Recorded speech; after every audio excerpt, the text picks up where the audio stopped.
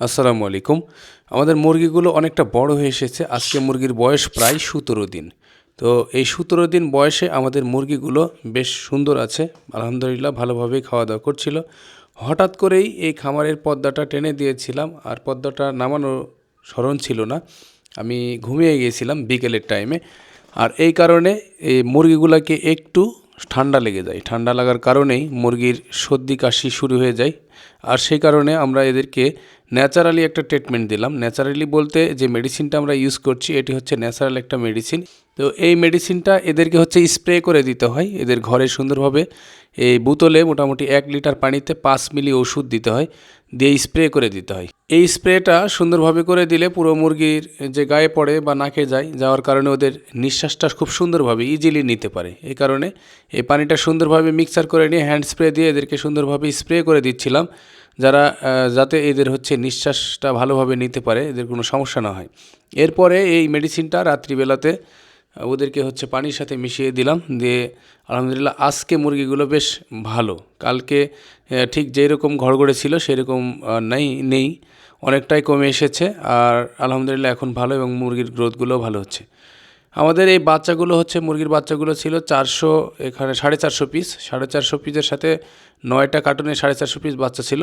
৯টা কার্টুনে ৯টা বাচ্চা ফ্রি ছিল। তো আমাদের যে বাচ্চার মর্টালিটি সেটা হচ্ছে আমাদের কিছু ভুল ছিল, এবং এই বাচ্চাগুলো গ্রেড কিছুটা খারাপ ছিল। মিশ্র গ্রেড হওয়ার কারণে এখান থেকে আমাদের বাচ্চা প্রায় ১১টার মতন মারা গিয়েছে। ১১টা মারা গিয়েছে বলতে আমরা হচ্ছে হাফ কেজি করে হয়েছিল, 4টা বাচ্চা আমরা এখান থেকে হচ্ছে খাওয়ার জন্য জবাই করেছি। সেই বাচ্চাগুলোর একটু প্রবলেম হয়েছিল পায়ের, আর বাকি যে 60টা থাকে 60টা বাচ্চা একদম মারা গেছে। তো এই হচ্ছে অবস্থা। আর আগের যে মুরগিগুলো আমাদের, এগুলোকেও ওই সর্দি কাশি লেগেছিল। সর্দি কাশিতে প্রায় এরা ১ সপ্তাহ ধরে ভুগছিল। তো এদেরকেও এই ট্রিটমেন্ট দেওয়ার পরে ওরাও আজকে মোটামুটি ভালো। শীত শেষ হয়ে যাচ্ছে, আমাদের এই গাঁদা ফুলের গাছগুলো এখন শুকিয়ে যাচ্ছে। আগের মতন সেই চকচকা একদম ঝকঝকা আর সেই গাঁদা ফুল নেই।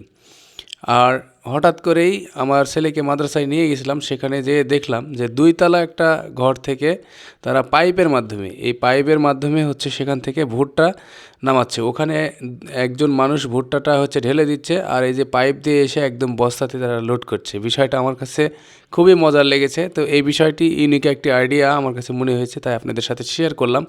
জানি না আপনারা এই বিষয়টি কেমনভাবে দেখবেন। তো এটি আসলে আমরা এই কাজের মাধ্যমে ওনার কাছ থেকে যেটি জানলাম যে কম সময়ের মাধ্যমে, লেবার কস্টিং কমের মাধ্যমে ভালোভাবে এই জিনিসগুলো হচ্ছে মানে প্যাকেট করা যাচ্ছে। ওরা বলছিল এটা হচ্ছে ক্রিম সেপারেটর মেশিন।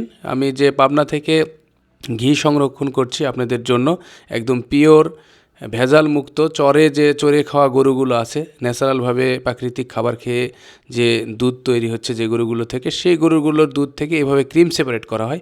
আর এই ক্রিমকেই চুলাতে জাল দিয়ে ৩ ঘন্টার মতন, ৩ থেকে ৩.৫ ঘন্টার মতন জাল করে ঘি তৈরি হয়। আর সেই ঘিগুলো আপনাদের কাছে ইনশাল্লাহ তুলে দিব। যাদের ঘিয়ের প্রয়োজন তারা আমার সাথে যোগাযোগ করতে পারেন। বিদায় নিচ্ছে আজকের ভিডিও এখান থেকে। আসসালামু আলাইকুম রহমতুল্লাহ।